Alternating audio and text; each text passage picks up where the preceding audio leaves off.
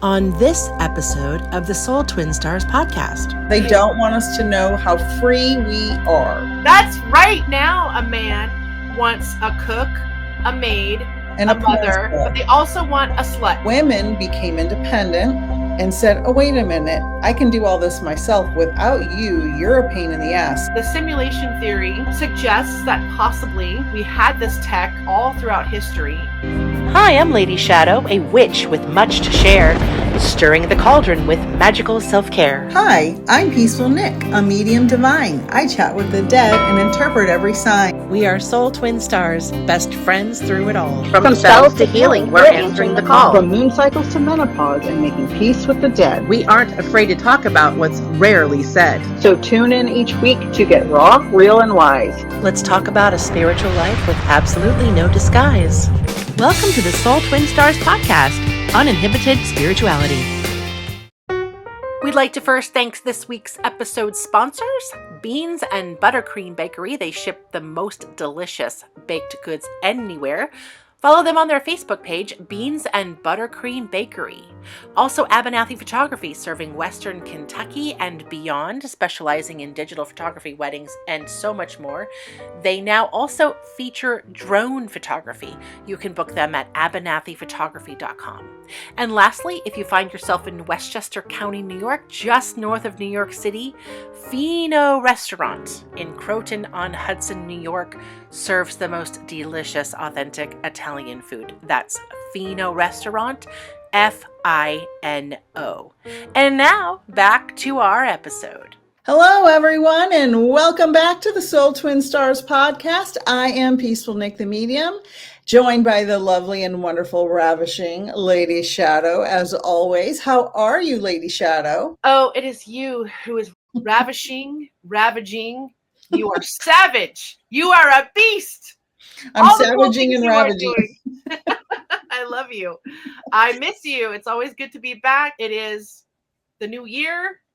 It is, what is the date of our launch today? January 9th, 2026. I cannot believe it. We're in an even year, which you and I talked about. We're so excited because even years are new beginnings and renewal. And we just came out of a period of chaos. On the date of this recording, there's still a lot of chaos. But oh, of course. But 2025 was a mixed bag of the chaos that's carrying into 2026. But we are doing it with grace and style, and we hope that our listeners will as well too, because we have nothing to fear.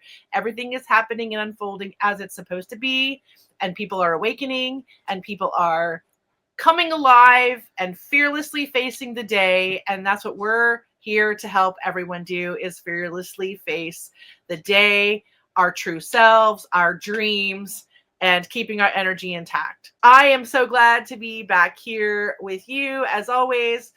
And we were just talking about divine moments before we got on screen.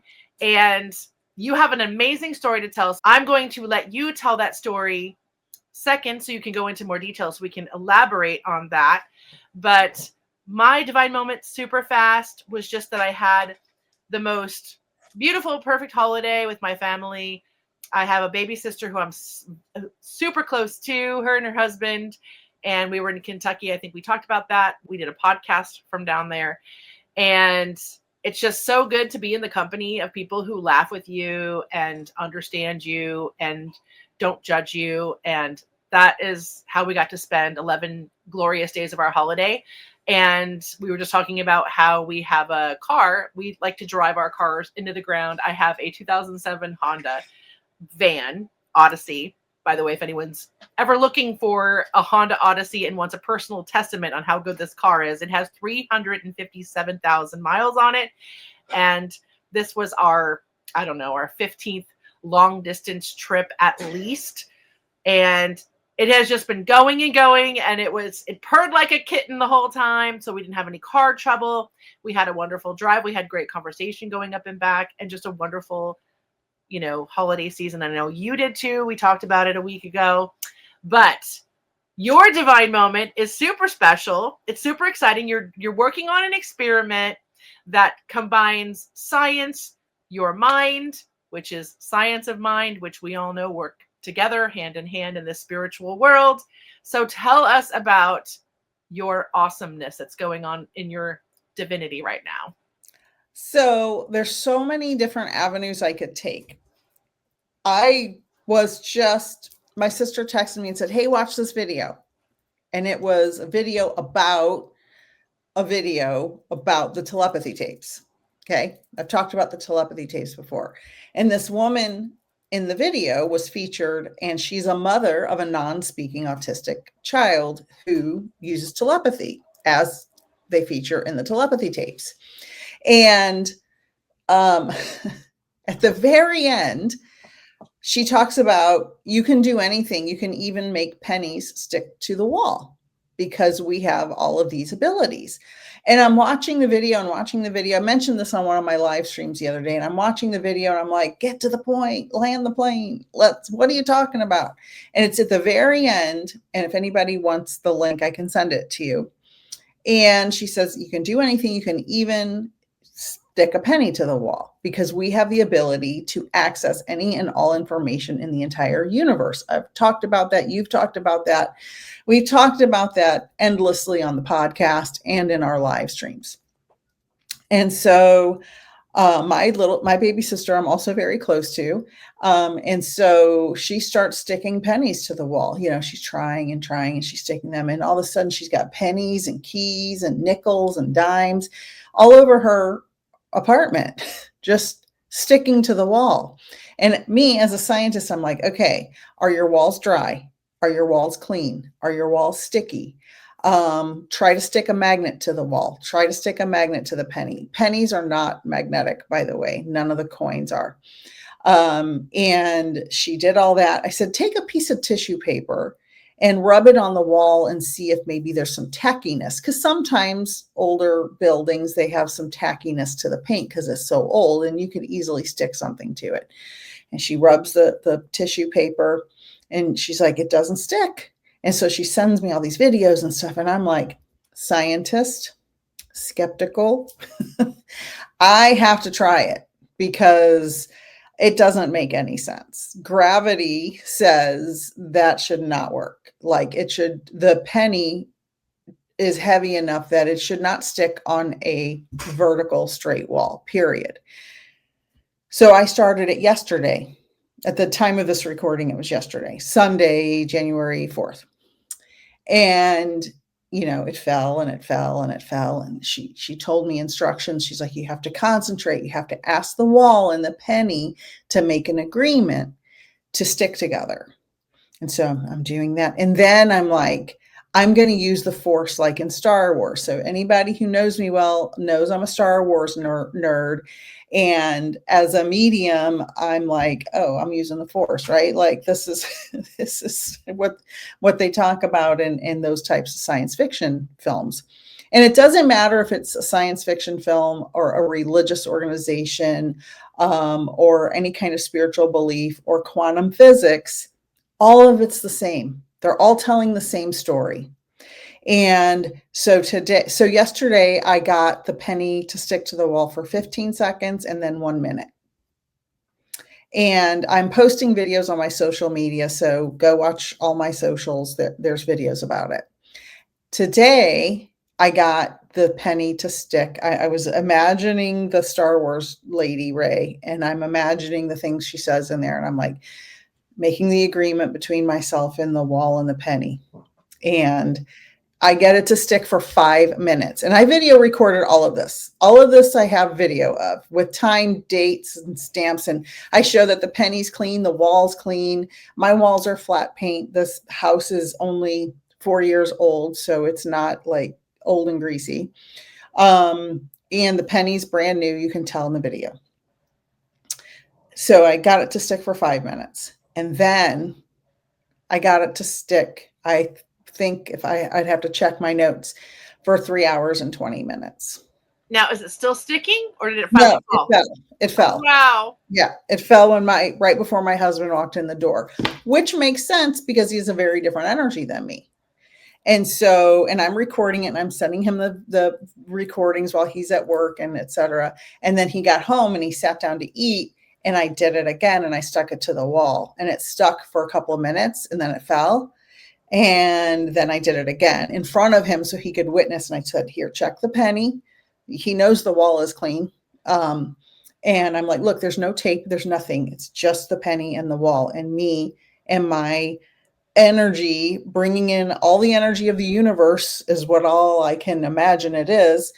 The force, if you will, from Star Wars is how I think of it and describe it.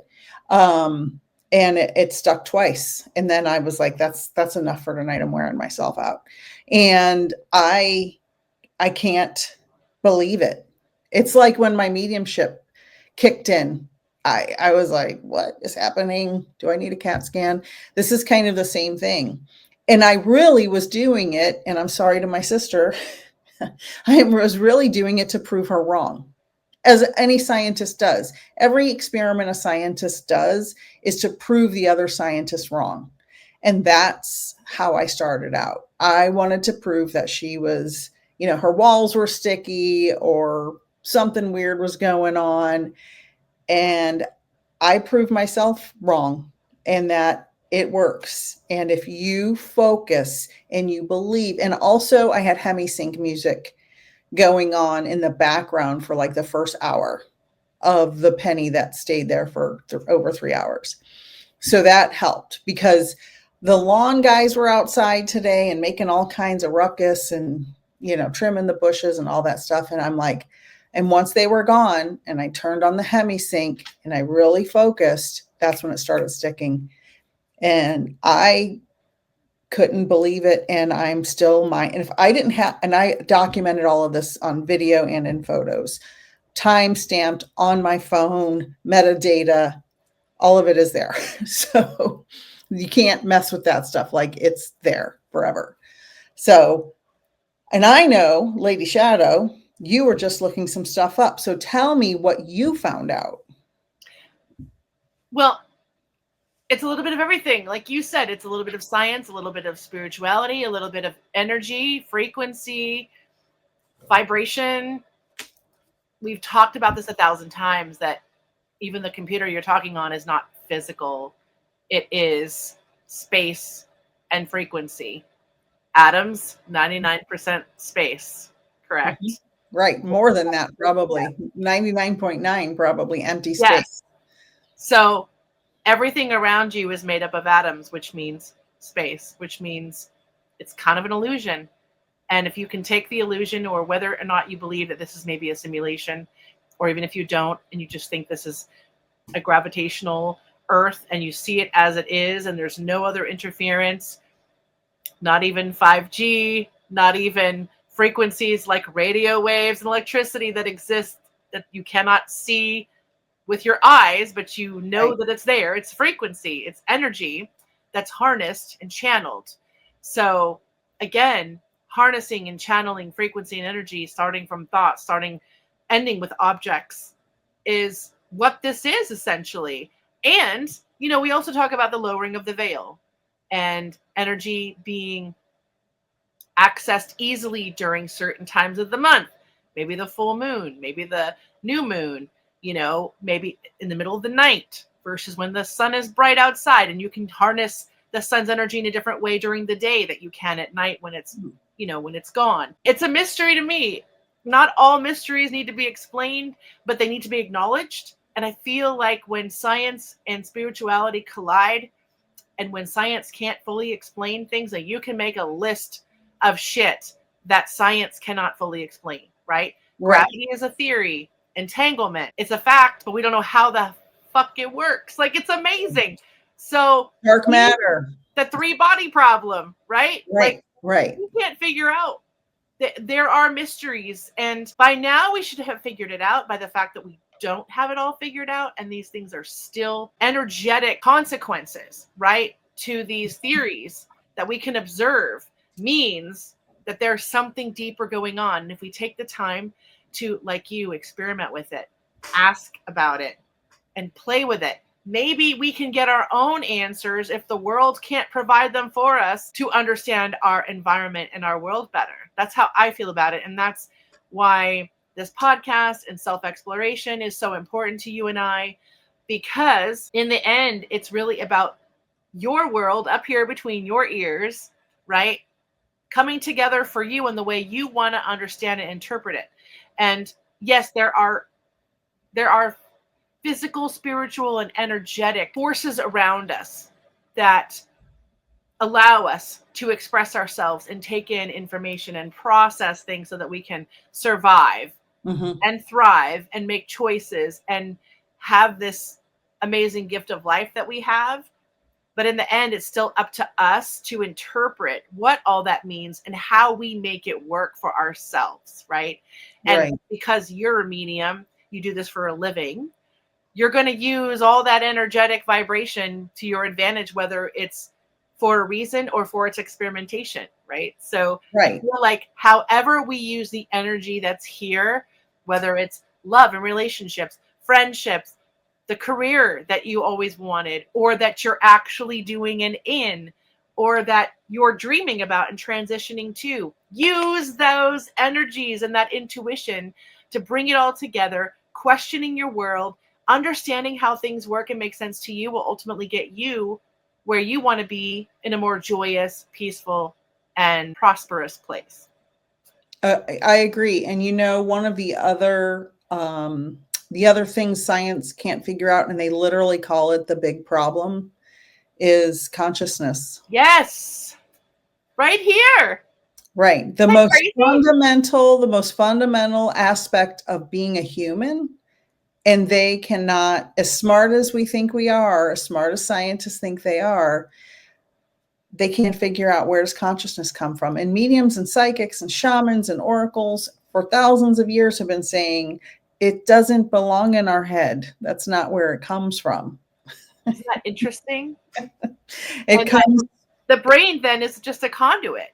It's right. just literally like the wire for the electricity. Mm-hmm. Yeah. Yep. I've heard that analogies before.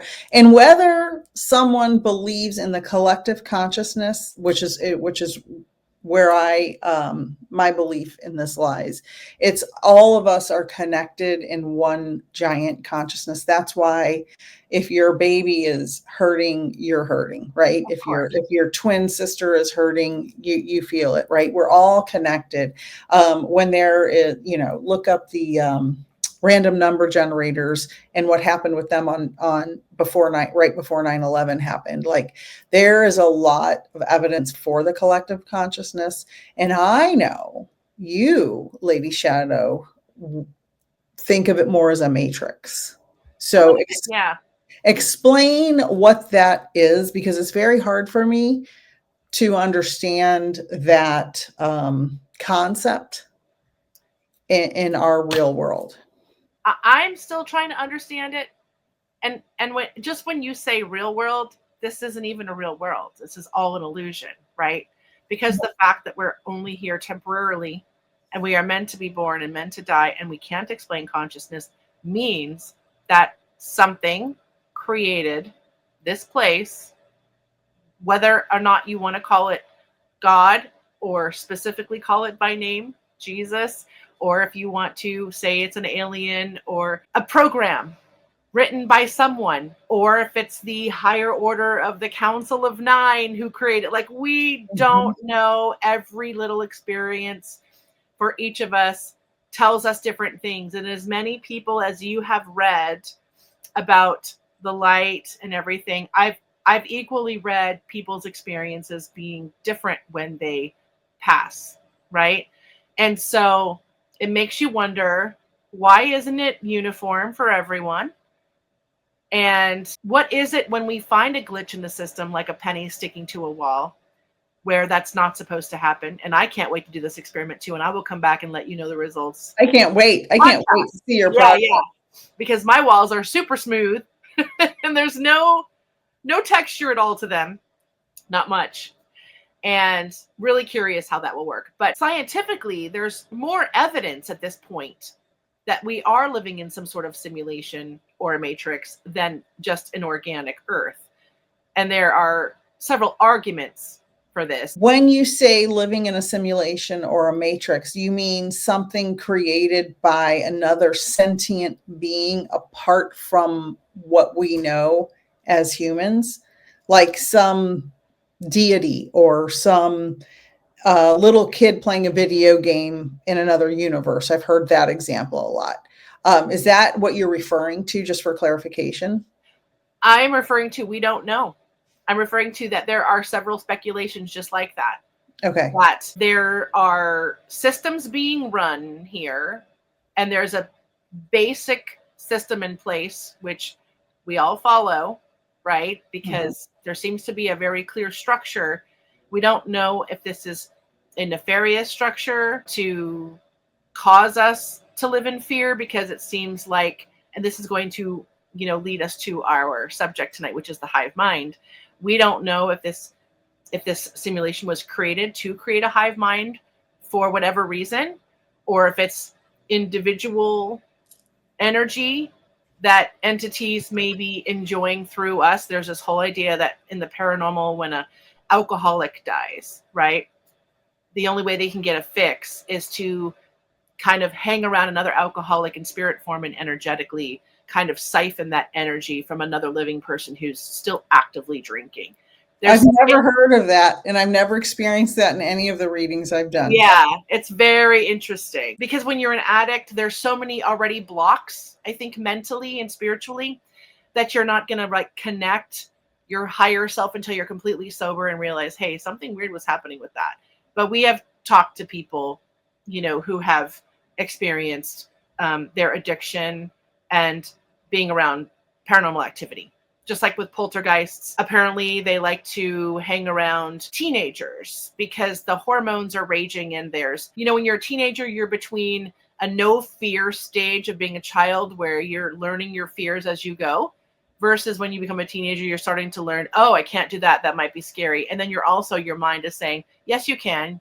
You're fearless. You're invincible. You know how when you're a teenager, you think nothing's going to affect you. Yeah. You're going to eat all the cheeseburgers you want, and you go out and do stupid things like ride your skateboard with no knee pads and jump railings. You're just more reckless. This is through my research as, being a paranormal investigator, that there's a sweet spot between these age groups where entities can come in and shift the frequency, share in the frequency of that.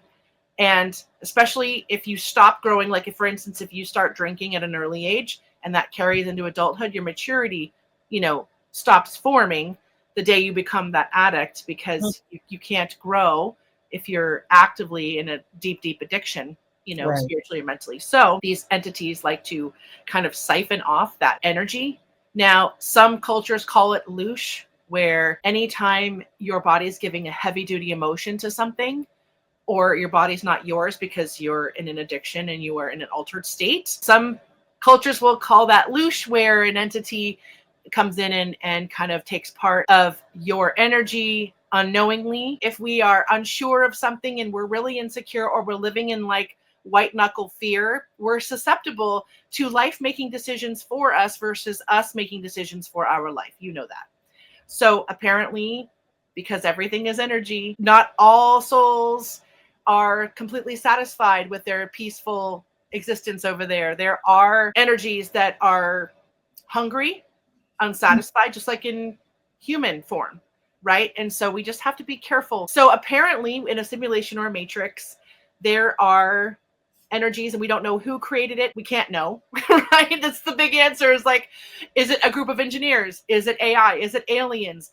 We don't know. We could be living in a world that's completely controlled by AI. There's an interesting theory that everything moved very quickly since the 1800s, right? We went from Stone Age to chisels to hammers, no indoor plumbing. And then all of a sudden in the 1800s, every couple of years, we got something really, really big. It's like we suddenly got super smart, right? We had first car, we had indoor plumbing, we had sports that were forming. By the 1900s, the early 1900s, we had flight, right? We had, and then just snowballed. Right. But yet, before 1800, where was any of that development, right? It's just interesting how technology kind of follows this interesting flow of not too long ago, where everything kind of happened at once. The simulation theory suggests that possibly we had this tech all throughout history, and it's been reused, repurposed, and represented in different ways through time periods in which the makers or the creators have found useful, and releasing it as such to build a copy of a world, a simulation, or whatever it is, for whatever reason, because we still don't know, right? Using the way that they have dropped in the technology in which we use to move through, quote, physical experience, right? It's very complicated to both understand and to explain, because I am not a scientist. I just love reading about this stuff and researching it, but it could be any number of things behind the veil, orchestrating the things that happen on this earth. So you running experiments like a penny to the wall without any explanation, and no matter how many people go and watch your videos, there's going to be the trolls that say, oh, come on, there's super glue on that thing. She hot glued it to the wall, and then spliced in the penny sitting there, no matter what timestamp is on the video, right? There's always a way to prove or disprove something now, especially with AI. Exactly. So but for you, it's for you. It's not for the world, right? It's for your existence and for you to prove something amazing and divine. So for you to run these experiments yourself, because the news isn't going to tell you to go do it. The news isn't going to go say, disprove your existence and your world. Run this experiment for fun. Try to enlighten yourself and to answer the bigger questions. The news is never going to tell you that. They don't want us to know. They don't want us to know how free we are. That's right. That is the point. And that is the subject of tonight's podcast, is the hive mind, the difference between the hive mind, the collective consciousness, and the individual mind, and how they all come together. And so whether you believe we're in a simulation or a matrix or an organic Gaia, godly created world, it doesn't matter. We are just throwing out some fun hypotheses on it. And that's our job here at our podcast, is to make everybody think deeper, look deeper, and feel deeper, so that you can have a richer, more exciting experience here in whatever this is, right? So that's all we're proposing, is that look into it. It's fun. It's exciting to kind of think more about what we see around us. And we take it from there. It's, some of us want that knowledge, some of us don't, but those who do, I think it's fun to hypothesize on it. I agree. And I will say that I don't have any experiences, and I've talked about this before. I don't have any experiences with negative entities, negative spirits.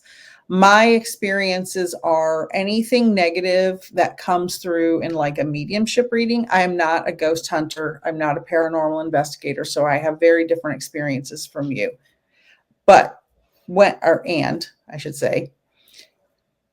any negative, anything negative that comes through in a mediumship reading is generally because the medium is underdeveloped or has their own healing that they have not completed to enough degree. So sometimes mediums, inexperienced mediums, you see them on social media, will bring forward negativity. And honestly, they're attracting people of like minds. They like the negativity. So it makes sense about, this entity, that entity. I've never experienced anything like that. So I can't really speak to it.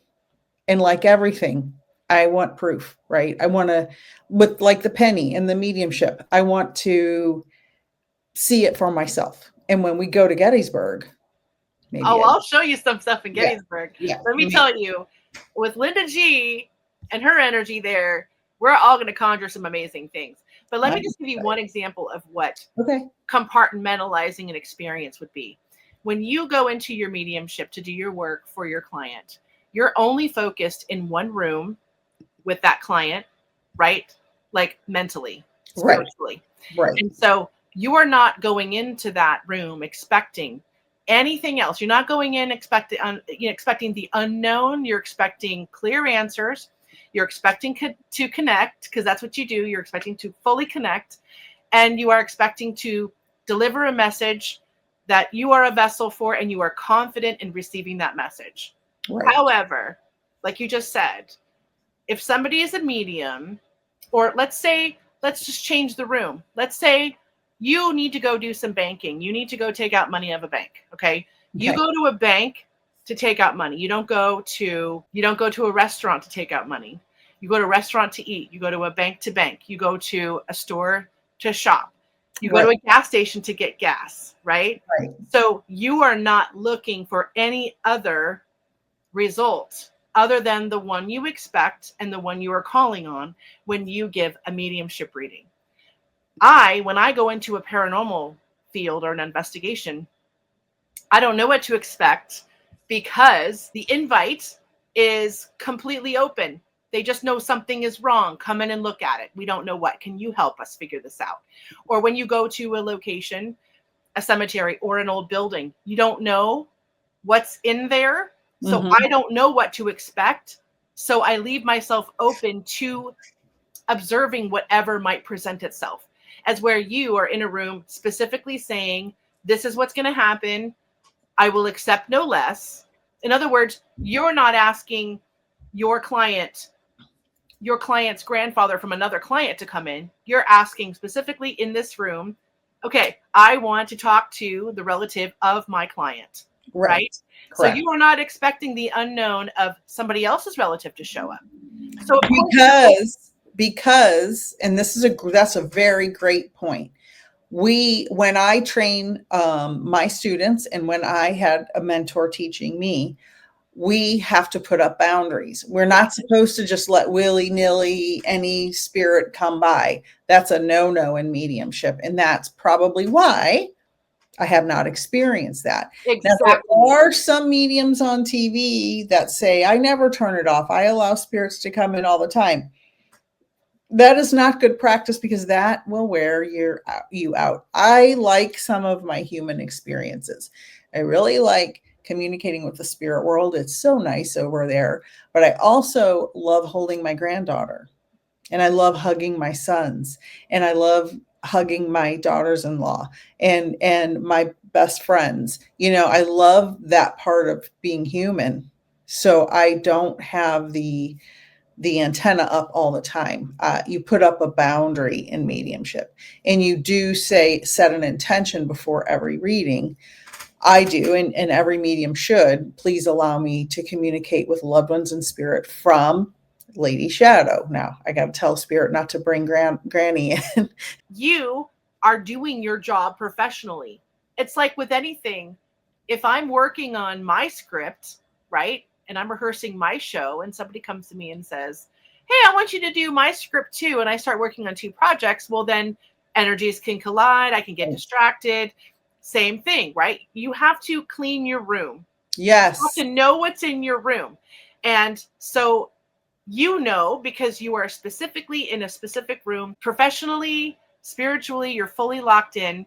But when I go to a paranormal location, like I said, sometimes it's a free-for-all because I'm opening the experiment to, hey, whatever's here, let me talk to you, but you are not welcome to harass. You are not welcome to harm. You can come in and speak freely, but we are not inviting negative energy or harmful energy. But if you're disgruntled or you're still in fear or still in pain, you can talk about that. Like, we try to keep an open forum, where we can discern and allow whatever energies around us, but we are not going to walk into a situation and provoke evil on purpose. Never. Of course. So we try to keep our room clean too, but because we walk into such unknown situations where we don't know what's in the room, we have observed things that were beyond our expectations of both total peace and both, where we could measure and assume that the experience is going to be this, this, and this, because it often is not. And it's something very surprising. And most of the time it's enlightening because, like you say, like attracts like. And so when we walk into a room, we're all full of love and hugs, and we're here to help you. We're not here to harm you. We're not here to provoke you. And so generally the bad shit runs away and says, oh, I can't scare you. We're not there to be scared. We're there to help you. The energies and the responses that we get on our EVP is not all wine and roses, and it's not always happy, and it's not always I'm over here hanging out and everything is great. There is energy that's stuck. Now, whether or not that's conscious, living, live energy in live time, or whether it's a lute playing or whatever it is, again, we don't always know. That's the difference, I think, between, again, going into a specific room for a specific purpose to observe things. It'd be like, okay, let me observe the sun setting, but I'm not going to look at the sun while the sun is setting, which I'm supposed to be observing. I'm going to look over here at what the moon's doing. If we are focused in on exactly the results that we are seeking without the distractions, or we know that there could be many hypotheses forming together and presenting themselves, then we know we're going to have to make multiple notes and be open to different scenarios. As where you specifically do your job well, you do it right. And so naturally, you're going to make sure it's right every time. Just like when I put on a show, I'm going to make sure it's done right. I'm going to make sure all the props are in place, the actors are in place. You know, it's the same thing. So it just kind of boils down to knowing who you are, what you're doing. And when you do walk into a situation like your penny on the wall, being open to results that you know could warrant something that you can't explain. Yeah, and I can't explain that. I wanted to say two things. Will I remember them both? I don't know. We're covering some interesting ground here tonight, though. You said something about, inviting them in for when I'm doing my mediumship readings, and you do it well and professionally. And I do want to say, not every mediumship reading is perfect, because not every spirit, medium, and sitter who's the client, not all of them have the same energetic frequency. I've had some clients who are on a very different frequency than I am, and the readings don't always go well. So you offer a refund, a redo, a referral, something like that in that case, just to get that out of the way. I don't want anybody to think every reading is perfect. Most readings are amazing, but not every two people jive together frequency wise. And that's to be expected. Even the most experienced mediums, that happens to. The other thing, is there a way when I do go to Gettysburg, because I am exceptionally sensitive to energy, and people's energy and spirit energy. And I do not want to be, I don't want to be scared. Like if somebody jump scares me, I may have actually literally a heart attack. Like, I already have high blood pressure from surgery I had before. I don't, as long as I can be assured that they're not going to like come out in front of me and scare me into a heart attack. And like, is there a way to avoid me being covered in negative energy or scared?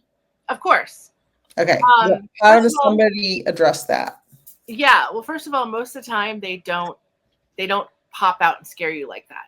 Okay. They'll show up slowly.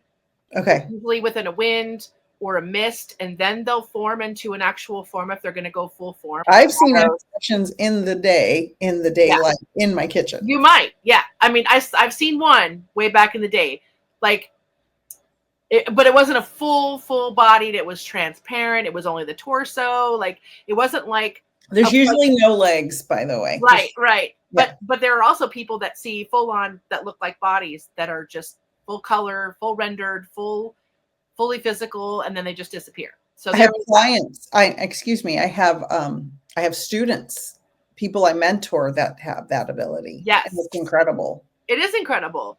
And it's a gift. And just like with people, you can walk into a situation and say, hey, everyone, I'm here. Or you can say it to yourself. Hey, I am observing a situation and I don't wish to partake in anything negative. Each person can kind of state what they want. And if we go out into a group and there's a collective witnessing, then you have everybody there standing by you to protect, Mm-hmm. And we always do an opening prayer, a closing prayer. So, and we usually sage, or we'll have crystals, we'll have all kinds of things that can deflect negative energies as well. But no, you won't have to worry about that. I didn't even think of that until you just mentioned it. Yeah, no, and we'll go through all of that when we actually get down there and do that. But back to the hive mind, which is we went way off track. We kind of went off track, but I had to answer your question about the simulation, even though I don't have all the answers. I'm with it. I'm with it. But what does the hive mind mean to you? What do you think that is defined as? I've talked a bit about this a little bit with my oldest son, and my interpretation, I know very little, so I'm look forward to being enlightened, is when a whole bunch of people all of a sudden collectively agree to something, kind of like a cult mentality. Yeah. Where everybody is just in agreement. It's like the Borg in the Star Trek The Next Generation. Yes, I'm a sci-fi nerd, y'all. No judgment. Back in the day, I'm a fan of the original Star Trek, and then they had The Next Generation, and there was this alien civilization, for those of you who don't know, called the Borg, and they were a hive mind. That was my first experience with the hive mind. So they all were all interconnected in the mind, right. And you could say a leader of a country, a city, a state, who Jim Jones, hive mind, like cults, right? Everybody drink the Kool-Aid type of stuff. Anybody who can convince a large group of people to collectively believe the same thing. Am I going down the right track here? Oh, 100%. Oh, okay. 100%. That's my view of it, or the information I have. Yeah, no, that's exactly it. And I think that 90% of us in the world and on the planet, unfortunately, are susceptible to the rules of the system, which is sent to you through the hive mind, which makes, the peer pressure of having a family. The peer pressure. And now it's worse with social media by a billion times. I mean, talk about the best way to push a hive mind is social media. Absolutely. Be a part of this trend. Be a part of this group. Group think. Believe this. Believe that. Yes. And it doesn't matter what side you're on. If you feel that you are being pressured into a situation, just like when you were a teenager, being pressured to try drugs or experiment with things, it's the same type of pressure. Societal pressure is real. The hive mind is real. All you have to do is watch the news for 10 minutes to see kind of right through it. This is what they want you to know. This is what they want you to fear. This is what they want you to do. This is how they want you to feel. This is what they want you to buy. All you gotta do is turn on your television, and everybody watches television, right? You can, if you just separate the idea of entertainment, right, and distraction, and just look at it as the literal messages being given to you, every commercial, through every show. Whoa. What about the drug commercials? What about the drug commercials? Those, all of it. The pharmaceutical commercials about this will cure your eczema, but you'll have headaches, liver damage, colon suicidal thoughts, suicide. I'm like, I'd rather have eczema than colon cancer. Like, exactly. When the side effect possibility is worse than the disease itself, maybe we should rethink taking 200 pills a day or my other favorite one is depression pills. The depression pill that works because your first depression pill doesn't. So now you have to take two different ones. Now, this is not saying people don't suffer with depression and some people don't need medication. Absolutely, that is true. I have suffered with depression and anxiety my entire life. I have been on antidepressants before and anti-anxiety medicine many years ago. It is necessary. I'm not saying it's not necessary. What I'm saying is these drug companies are pushing medications on people that are not necessary. My son, speaking of hive mind, my youngest, when he was in kindergarten, he was a wiggler, right? He was a healthy, happy little boy who wanted to run around like every other healthy, happy little boy. So is my husband. Kindergarten, first teacher's conference. The first words out of the teacher's mouth, first year kindergarten teacher, she goes, I think your son needs, and I said, don't even say it. Don't even say it. He's not going on medication. He's a normal, healthy little boy. She wanted him to be put on meds at 5 years old. And as a teacher for 20 years since then, I can tell you the number of students I've taught who were drugged up all day was astonishing, because their parents didn't want to deal with them and their moms wanted their Adderall. That happened a lot. Yep. The hive mind goes beyond even the pharmaceuticals. It infiltrates every part of our lives, right? The whole idea of the blanket of allopathic medicine being this complete miracle to cure this and this and this by the very people that gave you the disease because of the crap in our food. There's no clean oil anymore. We've said it 1,000 times. From the skies, like, I'm just saying. But all of that aside, still, with your body in a compromised state between the shit food, right, the shit drugs, the air, our bodies, water, but barely, because our bodies are in a constant state of fighting these toxins, right? Plus, on top of stress, the stress from the news and the social media. Yeah. And I want to say something about women in particular. I can only speak to women because I am a woman. Okay. I can't speak for men. We have to be beautiful, skinny, sexy, get the dishes done, get the laundry done, bear children. So you better snap back. You better snap back right away as soon as that kid pops out. If you're not in a size 0 by the time that baby's 4 weeks old, you're a loser, right? Like this is, and then still take care of the baby, still clean the house, still have a job, like all this pressure. You've got that going on, and then all the filters on social media on top of it. Yeah. And my greatest wish to release young women, especially, because I am a woman, so I hope this goes for everybody. It's not just women, but let's just use me as an example. Young women, I hope, can be released from this constant competition on social media, because it is so damaging. It's not real. It's not real. There's a young lady I follow. I actually sent her an email to be on the podcast and haven't heard back from her, called Saggy Sarah on Instagram. I've probably mentioned her before. And she shows, well, your body, when you sit down, you're going to have a stomach, no matter if you're 100 pounds or 300 pounds. Yep. That's just how your body looks when you sit down. You shouldn't be expected to have this, flat stomach. When you sit down, your thighs will spread no matter how skinny you are. And it's just, talk about hive mind. Social media is so, and it used to be back in the 70s and 80s, the magazines, right? And we didn't know the magazines were altered till way many years later. Yep. We didn't know there was Photoshop and all that stuff.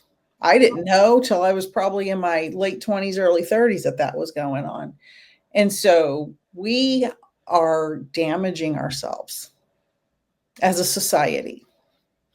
Yeah, that's why I talk about 3 separate versions of this. There's the collective consciousness, which seems to, where empathy is the focus, where the collective consciousness says, hey, you and me are connected. We are entangled, right? Mm-hmm. So what happens to you happens to me. You're only as strong as your weakest link. Yes. That is so important to remember. So there's a difference between the empathetic side and the programmable side, which is usually fear-based thinking. Yes. Right? So the hive mind, if you can convince even 53% of your population under whatever fear-based guise that you want to convince them of, it's still slightly more than the other half. And then not only do you have division, but you have one by one people, what they're doing is so much better. Right. That, I want that. They're doing it. Like, lack of critical thinking is the problem. Right. Lack of critical thinking. Right. Taking books away that make people think. programming people with all of the news and social media and TV shows. We're being programmed everywhere we look. Yeah. And now that we're in our 50s, like, we look damn good for our 50s, but we're in our 50s. Right. There has to come a time where you are authentic to yourself. You love yourself fully, and you love yourself at all stages of your growth, because we all go through periods where we're heavier, or we're more addicted to something, less addicted to something, lighter, more in shape, but maybe more stressed. There's just this constant fluctuation of things we're going to be bombarded with. Yeah. Right. And lifestyle changes and messaging, which changes from month to month, week to week, on what's cool, what's not, what to do, what to think, what to say, what not to say. Right. And so, again, use your own intuition. Your own intuition has to override anything from the outside.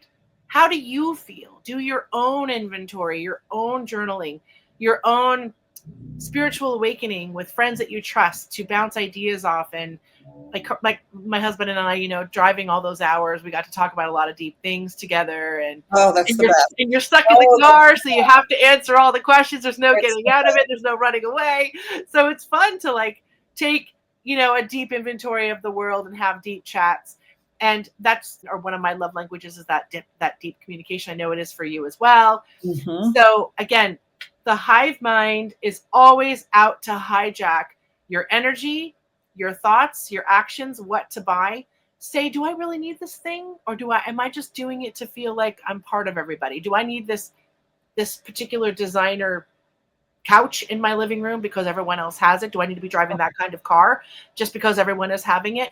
The first thing I want to do when I get paid my big bucks for going to Broadway, I actually want to take an older car and customize it into a, unicorn Hello Kitty theme, and nothing that you can buy on the lot anyway, right? I want to have my own original car. I want nothing to do with following the masses. And I know some of you also feel the same way, that you've spent your lives saying no to that, no to that. I'm my own person. Thank you.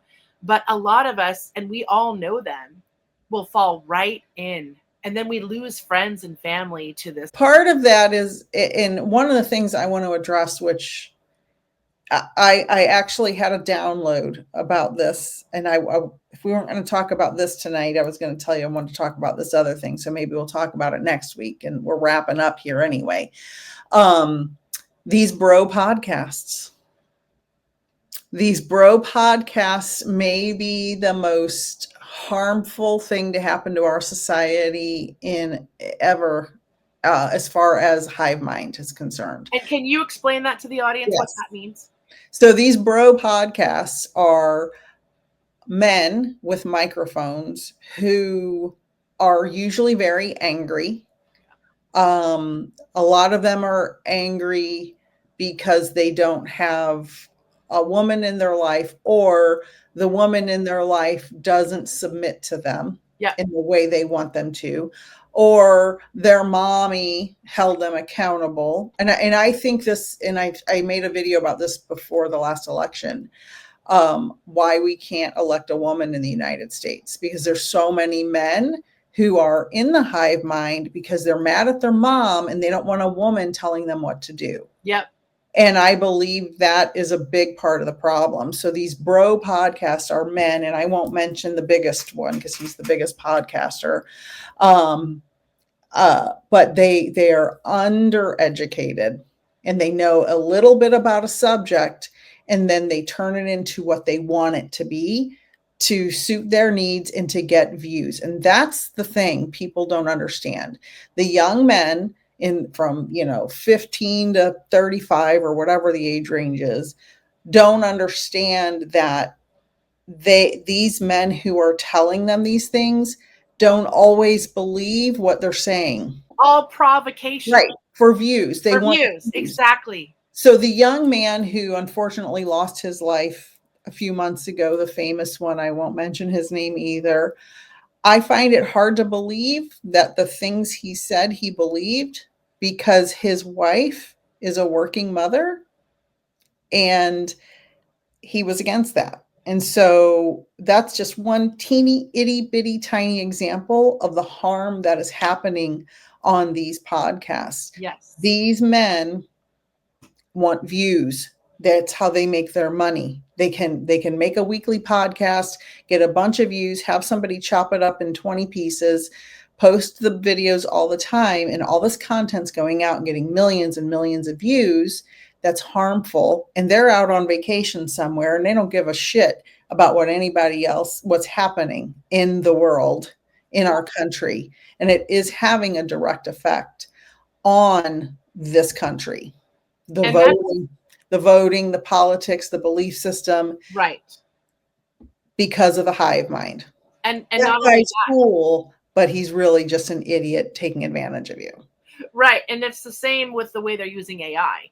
They're misrepresenting AI as actual people, right? Oh my God. And so oh my God. We're literally following a completely fictionalized version of a human being. Watch the way that they make you see how even laundry should be done and what type of couples, and what kind of relationship that you should be having and how many kids you should be having and the way you raise your kids. There's so many subtle nuances in everything you're taking in that you really have to be more discerning what goes in your brain than ever before. Well, I know you and I have talked, I've mentioned something to you about AI, and I'm looking for a major investor. If anybody's interested, please email me, peacefulnikthemedium@gmail.com, because if you know anything about AI, you will want to hear my idea. But I'm not going to say what it is because somebody will steal it because it will happen. So I asked AI a question about someone I know, right? Now, I never use my AI for anything personal. I use it, I'll write an email and I'll run it through and say, hey, make this sound more professional, that kind of stuff, right? Give me 10 ideas for a podcast, something like that. Like, I never use anything personal ever on my ChatGPT. And I asked it a question about someone I know. And at the end of it, it was trying to draw me in. Yep. Was trying to draw me into a further conversation. You know that you can change that, right? No, I didn't, because I've never used it for anything. Exactly. And they don't tell you how to customize your AI safely or your habits. So for me, I don't want all of that distraction. So I asked it, do not prompt me after I ask you something to go further with anything. I will prompt you if I need you. But you can do that. You can actually say, don't prompt me for anything related to or not related to what we just chatted about. Like, just stop it there. Think about what's going to happen with these hive mind people who are already listening to ignorant people, and they're getting AI romantic relationships that they don't know are AI. Some of them do and some of them don't. Yep. All of these social media pages that are AI women that have millions of followers and views. Not even a person, people. And somebody is making all that money. Many people are doing it. They're making all this money on all the social media because people are so desperate for connection. And it's really sad, Nik, that they cannot find this in our fellow human beings. And this is not when we turn to AI to fix this. We need to say, what is wrong with our society that makes us want to turn to something else that's not human to get it? It's like going to your tiny duck spin. I have the answer. I know the answer. I know what's wrong with society. Yeah. No, we do. We do. Men have everybody can say what they think is also wrong with it. Yeah, men have not been taught that being vulnerable and having feelings in their relationship are safe because the boomer generation raised our generation.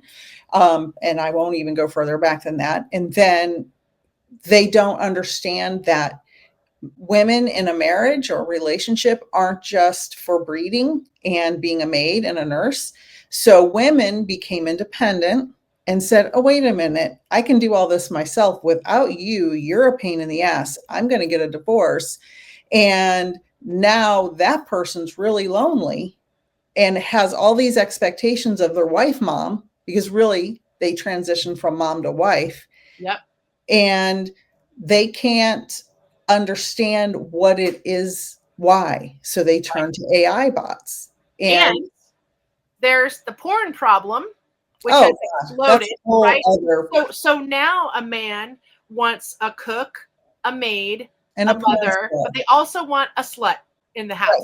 So you have to be all of a that. wholesome, family-loving person, and you have to be a dirty slut in order, like a porn slut, in order to satisfy these hungers now.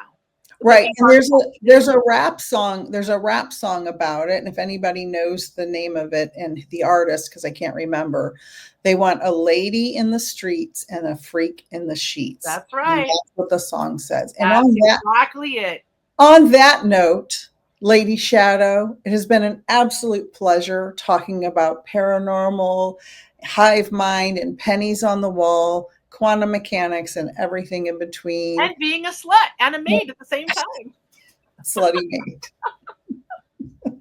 We love you, and we will see you next week. And Nicole, it's been a pleasure, as always, hanging out with you. And all I want is more. Absolutely. See you guys later. Bye. Thank you so much for joining us this episode for the Soul Twin Stars podcast. Find us on our podcast Facebook page for Magical Mondays live at 8:30 p.m. Eastern, where we will help you magically slay your weekdays, and for awesome giveaways. For more information about what other spiritual things Nik and I do and offer, visit peacefulnikthemedium.com. That's Nik with just a K. Or to connect with me, Lady Shadowe, soulsandspirits.com is the place to go. If you want to be a guest on one of our shows, we would absolutely love that. Contact us at soultwinstars@gmail.com. See you next Friday on Spotify, Amazon Music, iHeartRadio, Apple Music, Facebook, and on YouTube. Sending you all so many blessings. Thank you so much for joining us, and until next time, know that you are all cherished.